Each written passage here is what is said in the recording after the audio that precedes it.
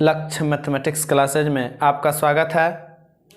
आज हम relation function के पार्ट 8 में पढ़ेंगे। पार्ट 7 तक पढ़ चुके हैं, जिसमें पढ़े रिलेशन क्या होती है, टाइप्स ऑफ रिलेशन, यानी कि जो भी थ्योरी था वो हम पढ़े थे पार्ट 7 तक में। पार्ट 8 तब ही समझ में आएगा जब हम लोग पार्ट 7 तक पढ़ चुके हैं, अन्यथा अब आज हम सवाल चालू करेंगे। सवाल ज़रा सा भी समझ में नहीं आएगा, लेकिन सवाल मात्र स्टैंडर्ड टाइप्स ऑफ रिलेशन जो बताए थे उस पर होगा। और स्टैंडर्ड टाइप्स ऑफ रिलेशन में 4 प्रकार का रिलेशन बताए थे। एक बताए थे रिफ्लेक्सिव रिलेशन, दूसरा बताए थे सिमेट्रिक रिलेशन, तीसरा बताए थे ट्रांजिटिव रिलेशन और चौथा बताए थे इक्विवेलेंस रिलेशन। अब हम चारों के बारे में एक एक करके पुनः समझ लेंगे और तब हम लोग चैप्टर के सवाल पे चलेंगे। सबसे पहले समझेंगे, सबसे पहला था रिफ्लेक्सिव रिलेशन। रिफ्लेक्सिव रिलेशन में बताए थे यदि कोई सेट इस प्रकार हो R equal to A such that A belongs to A, such that A belongs to कोई सेट दिया रहेगा उसमें, यानी कि यदि कोई सेट इस प्रकार हो, A सेट ऐसे हो 1 2 3 हो, तो रिफ्लेक्सिव रिलेशन R जो होगा A यानी कि 1, 2, 2 और 3, 3, यह तीनों तो रहेगी ही। इसके अलावे जो भी आ जाए, जो रिलेशन आ जाए 1, 2 आ जाए, 2, 1 आ जाए, फिर भी यह क्या होगी, रिफ्लेक्सिव होगी। दूसरा बात हम लोग पढ़े थे सिमेट्रिक। सिमेट्रिक क्या होती है, सिमेट्रिक देख लेंगे। दूसरा पढ़े थे सिमेट्रिक रिलेशन। यदि AB belongs to R then BA belongs to R करना चाहिए, तब तो सिमेट्रिक होगा, अन्यथा सिमेट्रिक नहीं होगा। किसी रिलेशन में यदि 2, 3 बिलोंग्स करेगा R से, तो 3, 2 भी उस रिलेशन में रहना चाहिए, तब सिमेट्रिक होगा, अन्यथा सिमेट्रिक नहीं होगा। तीसरा पढ़े थे ट्रांजिटिव में पढ़े थे यदि A बिलोंग्स टू B या A relation B and B relation हो C से, देन A रिलेशन होगा C से। यदि A B से रिलेशन हो और B C से रिलेशन हो, तब A C से रिलेशन, इसी को लिखते थे यदि A B belongs to R and B C belongs to R, यदि यह होगा तो must be related to A C belongs to R।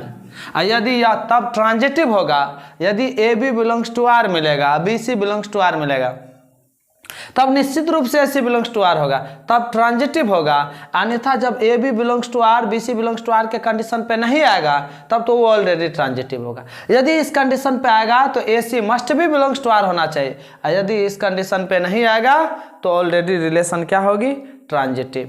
और चौथा पढ़े थे इक्विवेलेंस रिलेशन। यदि कोई रिलेशन रिफ्लेक्सिव हो यानी स्वतुल्य संबंध हो, दूसरा सम्मित संबंध हो और तीसरा संक्रामक हो, तब वह तुल्यता संबंध कहलाती है। यदि कोई संबंध रिफ्लेक्सिव हो, सिमेट्रिक हो एंड ट्रांजिटिव तीनों हो, तब वह इक्विवेलेंस रिलेशन होगा।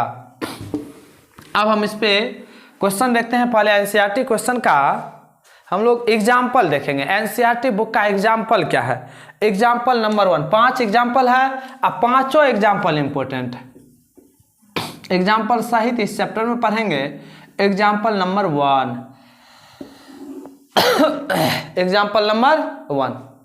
अच्छा देखिए, क्वेश्चन थोड़ा हम पेज पे लिखे हैं, कारण क्वेश्चन यदि बोर्ड पे लिखते हैं तो क्वेश्चन बहुत लंबा है, यहाँ से यहाँ तक में क्वेश्चन आ जाएगी, फिर हम समझाएंगे कहाँ।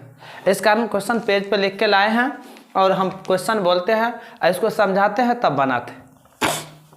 1 नंबर क्वेश्चन कह रहा है, मान लीजिए A किसी बालकों के स्कूल के सभी विद्यार्थी का समुच्चय, यानी कि कह रहा मान लीजिए कि सेट A जो है किसी स्कूल के बालकों का समूह है। कोनो बालकों के स्कूल का विद्यार्थी है सेट ए में, यानी कि ऐसा विद्यालय है जिसमें सिर्फ बालक हो, वही ना बालक का स्कूल होगा, यानी बालिका नहीं हो और छात्रा नहीं हो। तब कह रहा है स्कूल के सभी विद्यार्थियों का समुच्चय दर्शाइए कि आर बराबर, कह रहा है इसमें दर्शाइए कि आर बराबर रिलेशन बराबर a comma b such that a b की बहन है, ए बी की बहन है। यह लिखा है रिलेशन, कह रहा है दर्शा द्वारा प्रदत्त संबंध एक रिक्त संबंध है। ये तो बच्चों बना लेगा। क्वेश्चन क्या कह रहा है, क्वेश्चन आधे हुआ और क्वेश्चन दिया है। क्वेश्चन कह रहा है मान लीजिए कि ए जो है एक बालक का विद्यालय, बालक के विद्यालय में बालिका तो रह नहीं सकती है, छात्रा रह नहीं सकती है, तो कह रहा है ए बालक का विद्यालय है सेट ए, उसमें क्या कह रहा है कि एक रिलेशन दिया है a comma b such that a b की बहन है। बोलो तो बी कभी ए की बहन हो सकता है? जब बालक के विद्यालय में कई छात्र है ए और बी, तो ए बी की बहन नहीं हो सकती है। क्यों नहीं हो सकती है? क्योंकि किसी बालक के विद्यालय में बालिका यानी लड़की पढ़ने नहीं जा सकती है, नहीं रह सकती है, इस कारण ए बी की बहन नहीं हो सकती है। इसका मतलब आर बराबर फाइ, कोई रिलेशन नहीं बनेगा, और जब रिलेशन नहीं बनेगा तो उसी को कहेंगे एम्प्टी रिलेशन, उसी को कहेंगे एम्प्टी रिलेशन। चलिए देखिए क्वेश्चन पुनः पढ़ते हैं। क्वेश्चन लिखा है मान लीजिए ए किसी बालकों के स्कूल के सभी विद्यार्थी का समुच्चय है, दर्शाइए कि आर बराबर ए कॉमा बी या सच दैट ए बी की बहन है। लिखेंगे चूंकि एक लाइन लिखेंगे, चूंकि बालकों के विद्यालय में, बालकों के विद्यालय में बालिका नहीं रह सकती है, नहीं रह सकती है, इसलिए ए बी की बहन नहीं होगी। और जब ए बी की बहन नहीं होगी therefore R equal to phi, और जैसे ही आर फाइ हो जाएगा अतः यानी hence R is empty set, कह रहा रिक्त सेट साबित कीजिए एम्प्टी रिलेशन कि आर जो है यह एम्प्टी रिलेशन है, यानी कि रिक्त संबंध है। इसी क्वेश्चन का सेकंड पार्ट से लिखा हुआ है, आप लोग बीच में नहीं चिन्ह दे करके बना लेना, ऊपर नीचे बनाना है। सेकंड पार्ट दिया है तथा, लिखा है तथा आर डैश बराबर, लिखा है तथा आर डैश बराबर a comma b such that, लिखा है ए तथा बी की ऊंचाई का अंतर, ए तथा बी की ऊंचाई का अंतर 3 मीटर से कम है। ध्यान दीजिए, गौर से समझिए। सेट वही है कि ए किसी विद्यालय के, बालकों के विद्यालय के विद्यार्थी का समुच्चय है।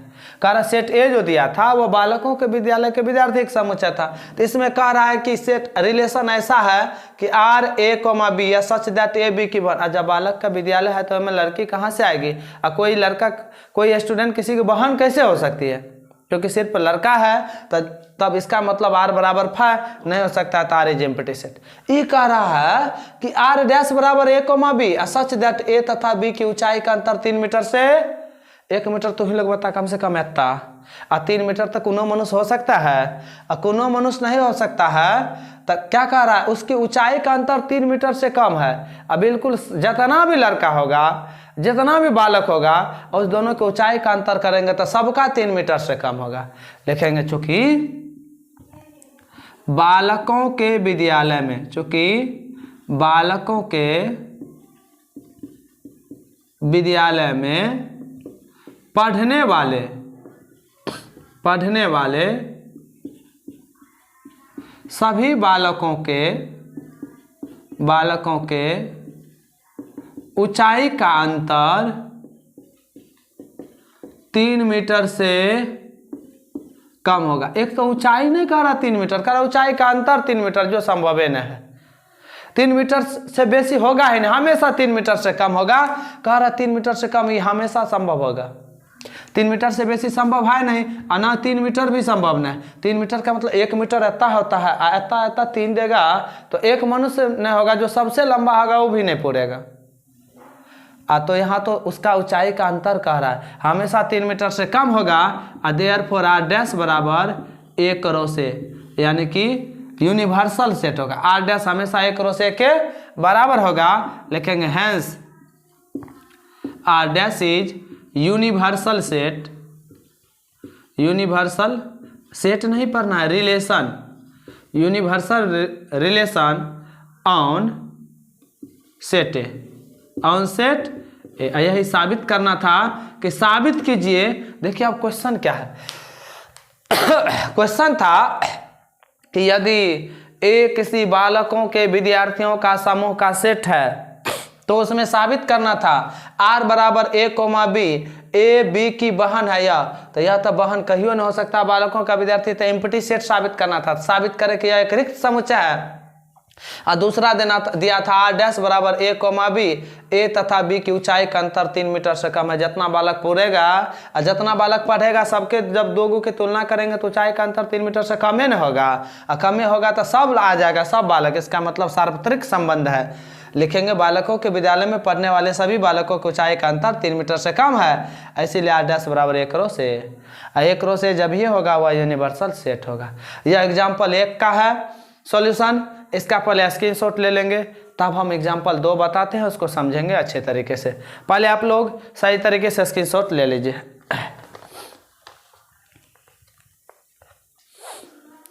चलिए देखिए स्क्रीनशॉट ले लिए होंगे। अब 2 नंबर सवाल समझिए। एग्जाम्पल 2 जो है, एग्जाम्पल दूसरा जो है उसका पहले सवाल समझ लेंगे हम लोग सही तरीके से। देखिए दूसरा एग्जाम्पल का क्या लिखा है, सवाल समझिए पहले। कह रहा मान लीजिए कि टी किसी समतल में स्थित समस्त त्रिभुजों का समुच्चय है। कह रहा टी जो है किसी समतल, सपोज दैट एक समतल में त्रिभुज बना, समस्त त्रिभुज का समुच्चय को टी से सूचित करते, समस्त त्रिभुज के समुच्चय को टी से सूचित करते हैं। कह रहा समुच्चय टी में आर बराबर, कह रहा समुच्चय टी में आर बराबर लिखा है T1 coma T2 such that T1 T2 के सर्वांग सम है, T1 और T2 के सर्वांग सम है, सर्वांग सम है।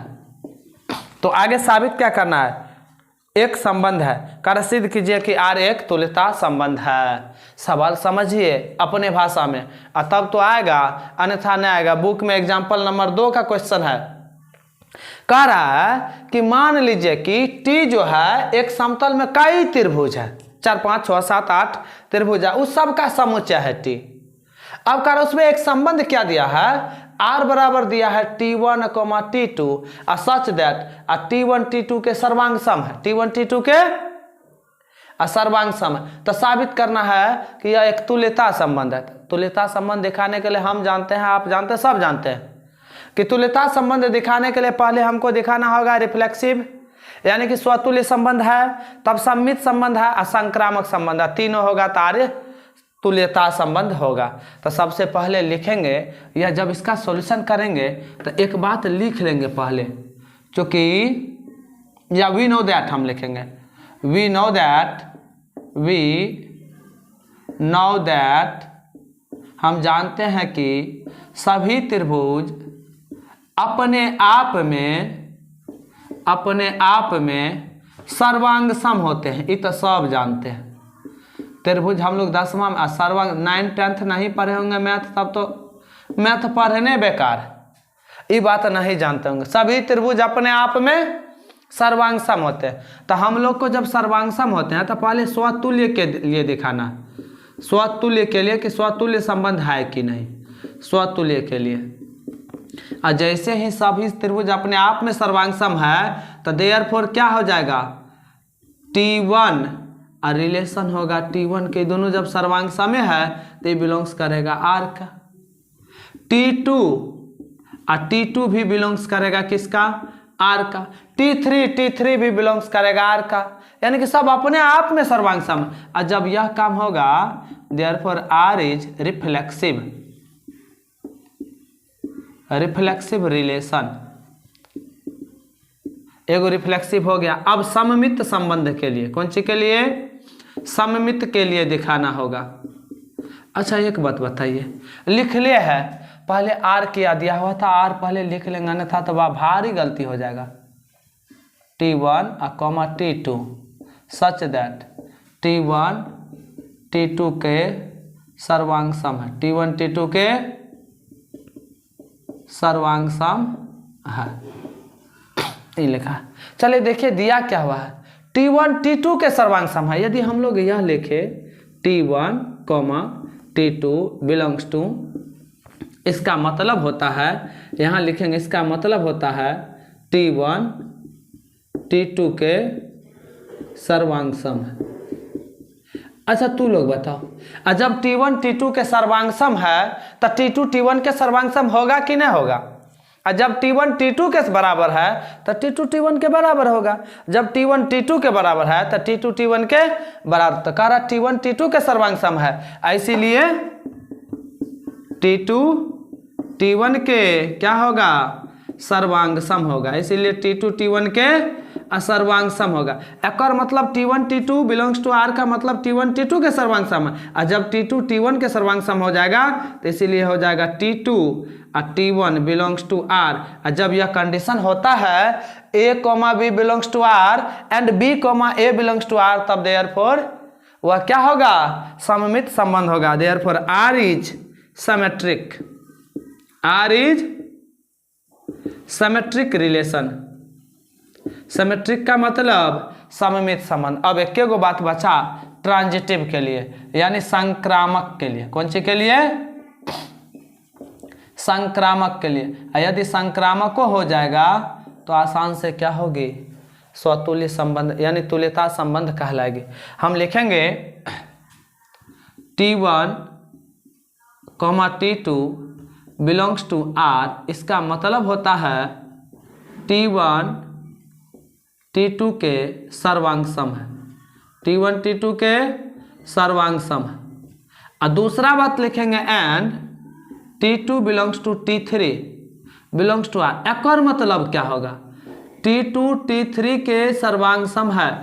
यदि T1 T2 के सर्वांग सम है और T2 T3 के सर्वांग सम है, बोल हमरा पास जितना रुपया है तोरा पास है, और तोरा पास जितना है उतने रुपया मोहन के पास है, तो हमरा मोहन के पास बराबर नहीं होगा। हमरा पास जितना रुपया है उतना पास तोरा के पास है, और तोरा पास जितना रुपया उतना मोहन के पास है, तो हमरा और मोहन के पास समान न होगा।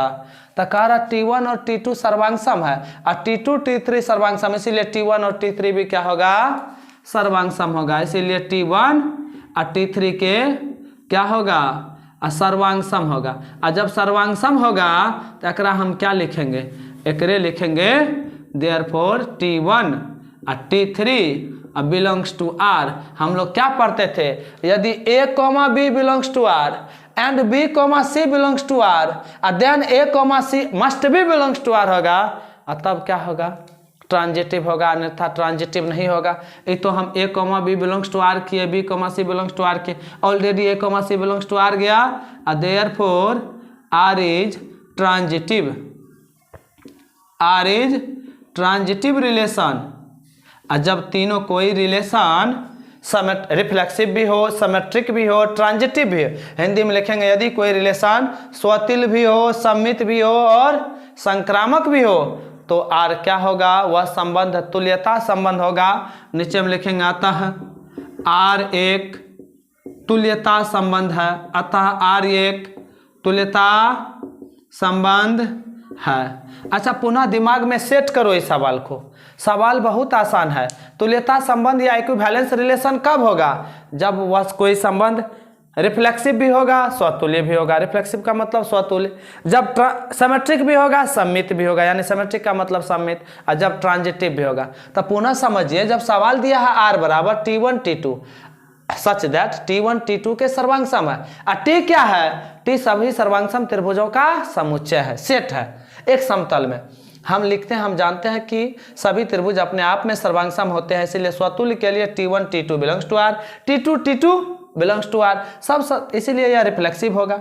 अच्छा देखो दूसरा बात देले है T1 T2 belongs to R, और जब T1 T2 के सर्वांग सम है तो तू ही बता T1 T2 भी T1 के सर्वांग। यदि हमारा पास जितना पैसा उतना तोरो पास, तो तोरा पास जितना है उतना ना हमारा पास है। तो इसी कारण क्या होगा, T1 T2 के सर्वांगसम है तो T2 T1 के क्या होगा, सर्वांगसम होगा। और जैसे ही सर्वांगसम होगा तो इसको लिख सकते हैं T2 T1 belongs to R, therefore R is symmetric relation, क्योंकि A, B belongs to R। और जब तो B, A belongs to R हो जाए और उल्टा हो जाए तो वह सिमेट्रिक होता।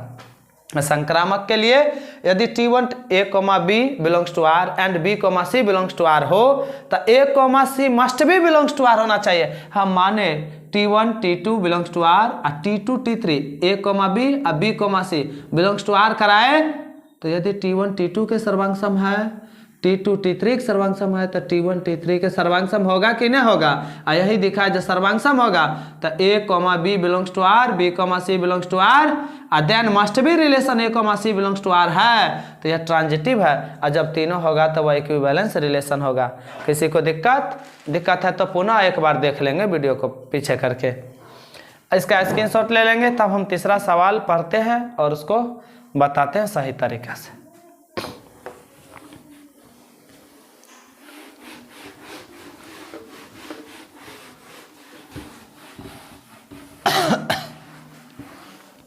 चलिए देखिए तीसरे क्वेश्चन की ओर चलेंगे। तीसरा क्वेश्चन पढ़ेंगे। तीसरा क्वेश्चन अच्छा है, बढ़िया है, लाजवाब है। चलिए देखिए है, मान लीजिए कि L किसी संबंध में स्थित समस्त रेखाओं का समुच्चय है। अब देखो रेखा तो सब समझता होगा, नहीं समझता होगा तो पानी में मुंडी रगड़ के मर जाओ। लिखा है मान लीजिए L किसी संबंध में स्थित समस्त रेखाओं का समुच्चय है। L जो है किसी संबंध में स्थित समस्त रेखाओं का समुच्चय है। और रेखा जितना दूर जाएगा उतना दूर जाने दो, और दोनों बगल तीर चिन्ह रहेगा, दोनों ओर अनंत बिंदु रहेगा, उसी को रेखा कहते हैं। खैर ये बात 9th में पढ़ना था, और फिर भी समझ लो बन भतर सब।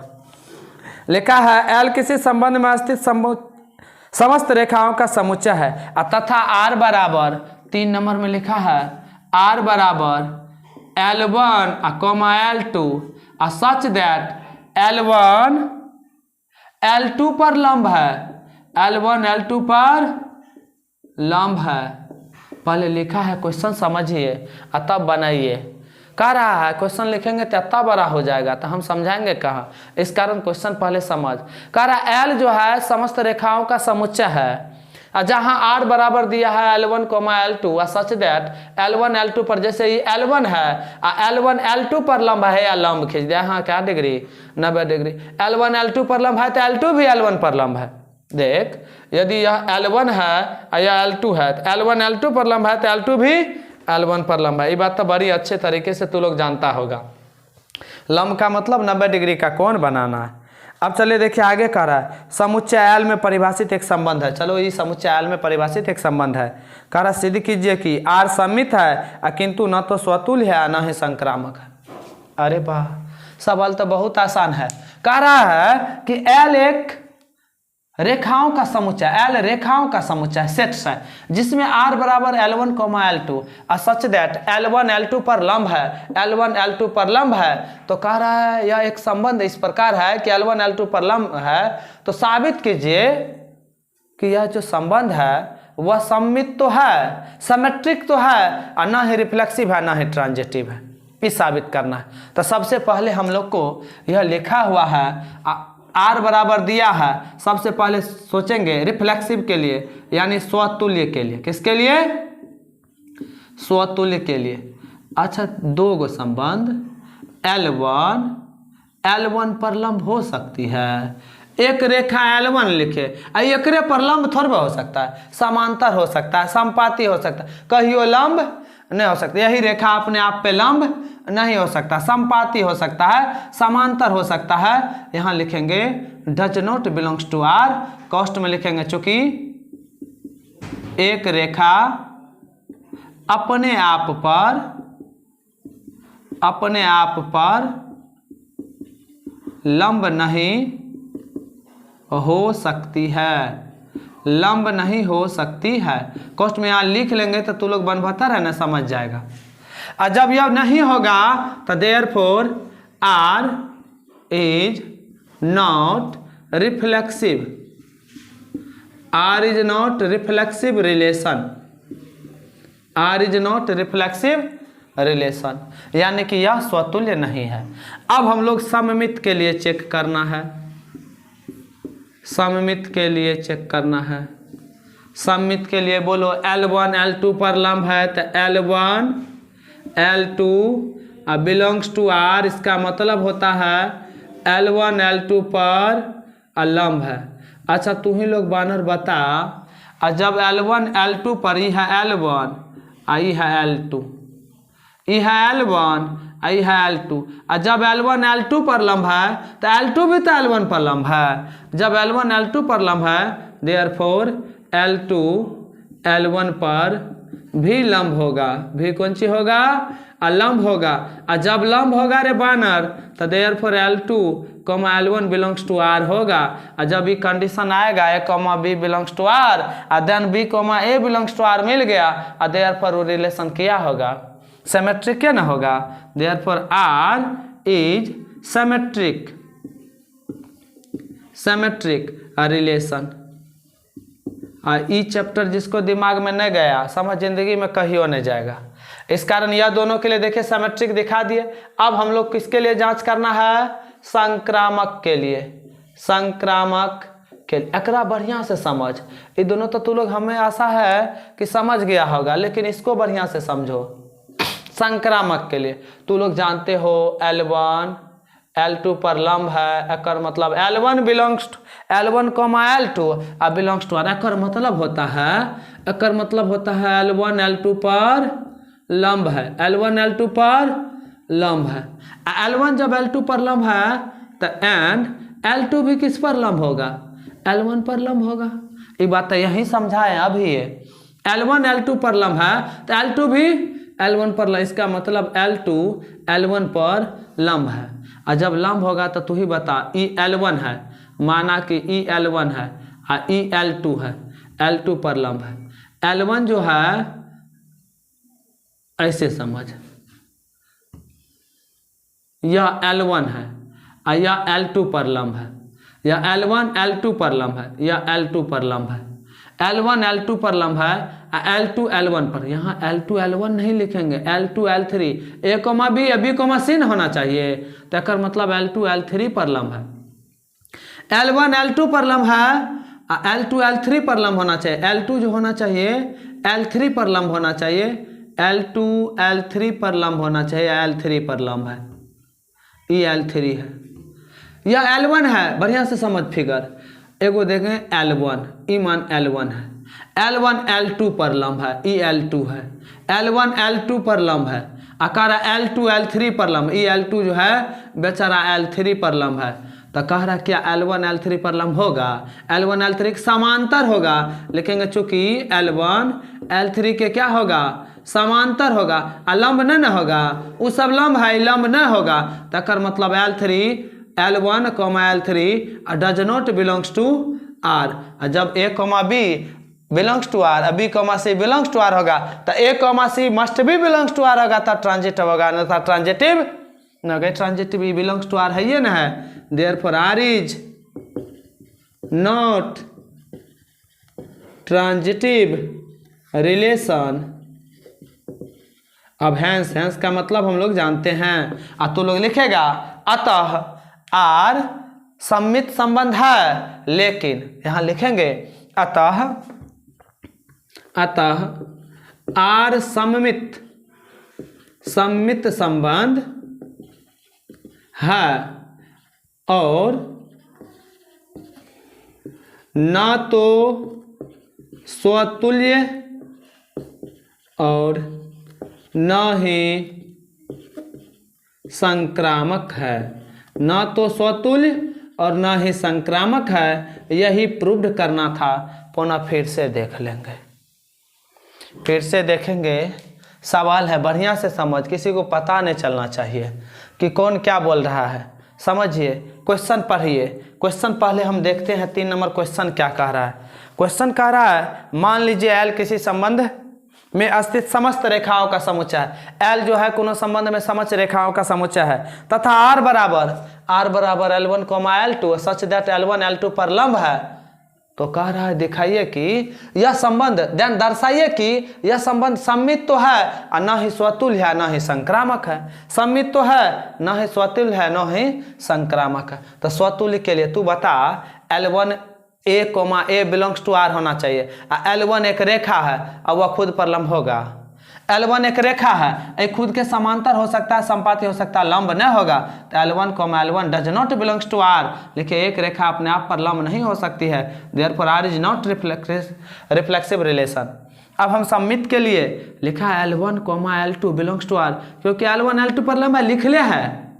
और जब L1 L2 पर लंब होगा तो L2 L1 पे लंब होगा। जब ये रेखा ए रेखा पर लंब होगा तो ये रेखा ए रेखा पर लंब होगा। बिल्कुल यह समझते हैं। और जब L1 L2 पर लंब है तो L2 L1 पर लंब होगा। L2, L1 belongs to R। और जब A, B हो और B, A मिल जाए तो therefore R is symmetric relation, सम्मित है। अब संक्रामक के लिए देखना है L1, L2 belongs to R, यानी L1 L2 पर लंब है, L1 L2 पर लंब है, L2 L3 पर लंब है। L1, L2 belongs to R, L2, L3 belongs to R, एक मतलब L2 L3 पर लंब है। A, B belongs to R, B, C belongs to R, then A, C must भी बिलोंग्स टू R होना चाहिए। लेकिन L1 L3 पर होगा, ये देखना है। L1 L2 पर लंब है, L2 L3 पर लंब है, तो क्या L1 L3 पर लंब होगा? L1 और L3 समांतर होगा, कहीं लंब नहीं होगा। Therefore L1 L3 does not belongs to R, therefore R is not transitive relation. अतः R सम्मित है और ना तो स्वतुल्य है ना ही संक्रामक है, और यही साबित करना था। हो गया। 5 गो एग्जाम्पल है, आज 5 एग्जाम्पल देखेंगे। 3 गो हो गया और 2 बचा। 4 तो नहीं हो बताएंगे, फिर भी बनना चाहिए। लेकिन तू लोग तो कैसा स्टूडेंट है, हमको बताना पड़ेगा। पहले इसका स्क्रीनशॉट लीजिए, तब हम 4 नंबर लिखते हैं और समझाते हैं।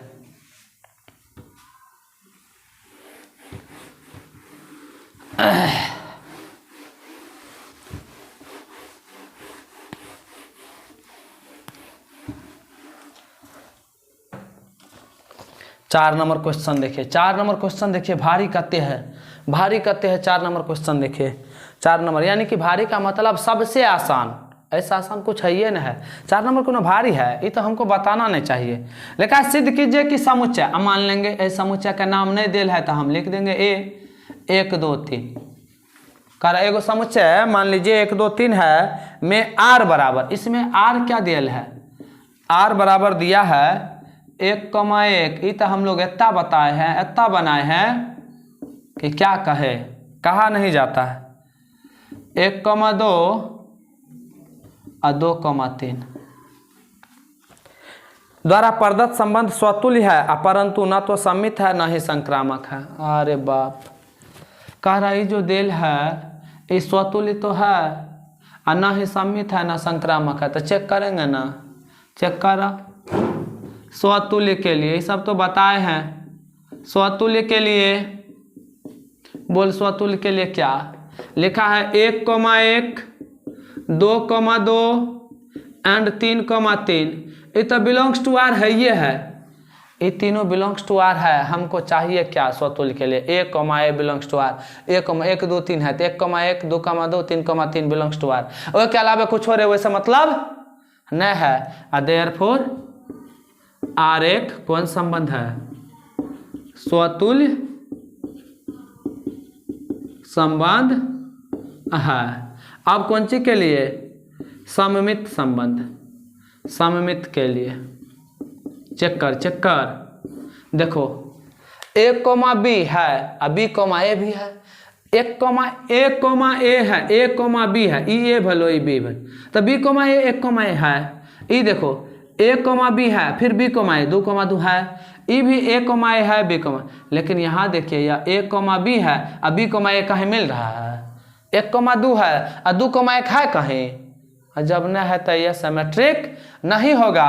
तो यहाँ लिखेंगे कारण, लिखेंगे चूंकि 1,2 belongs to R but 2,1 does not belongs to R, therefore R is not symmetric,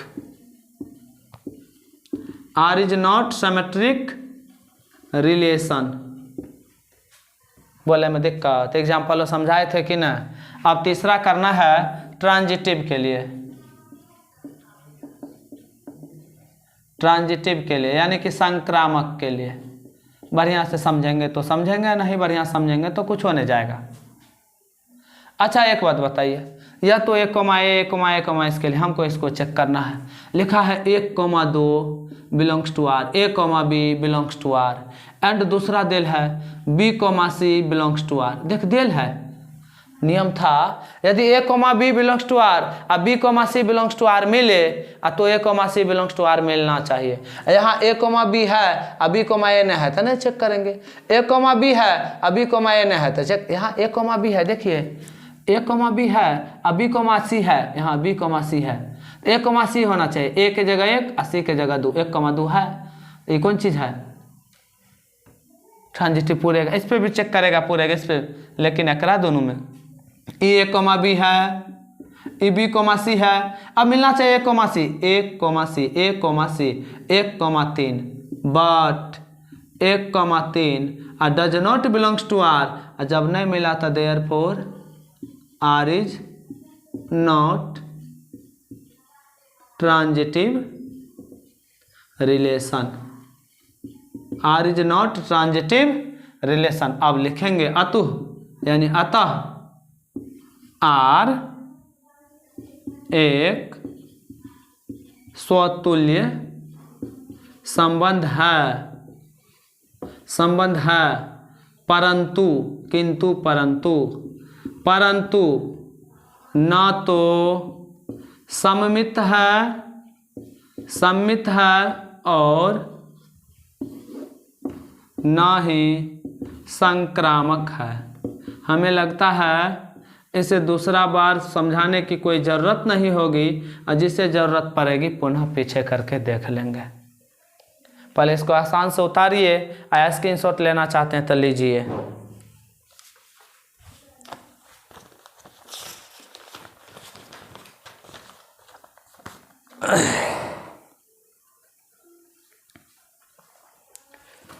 पाँच नंबर अब क्वेश्चन देखिए, लास्ट एग्जाम्पल है। इसके बाद जो चैप्टर शुरू होगी वह अगले चैप्टर में, अगले क्लास में होगी, ताकि पांचों एग्जाम्पल, यह सब एग्जाम्पल है। एग्जाम्पल नंबर 4, एग्जाम्पल नहीं लिख रहे, नहीं समझना। क्वेश्चन नंबर 4 एग्जाम्पल बता रहे हैं हम।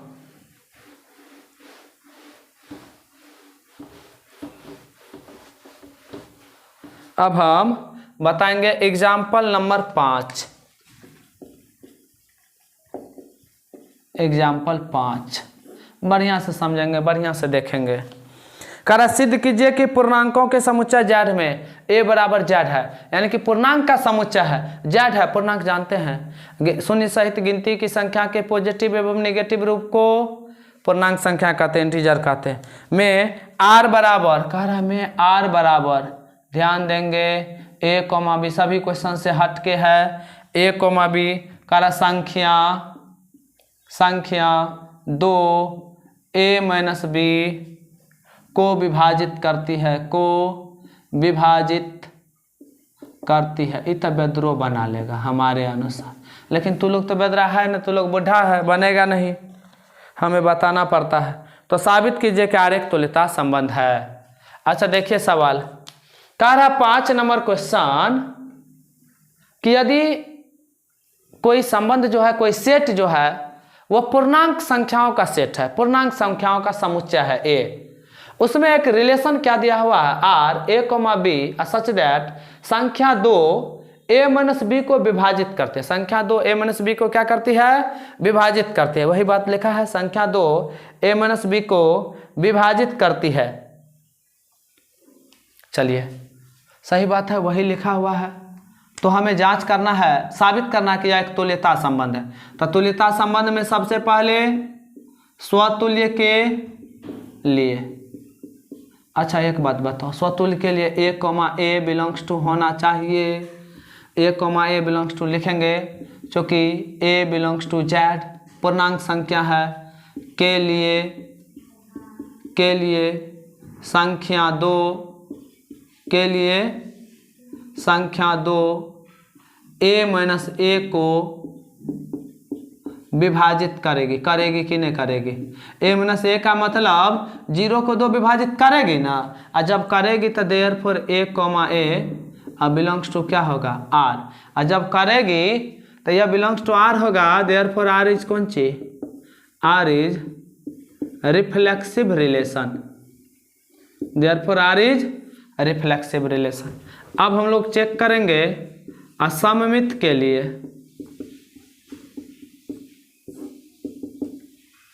सममित के लिए चेक करेंगे, लिखेंगे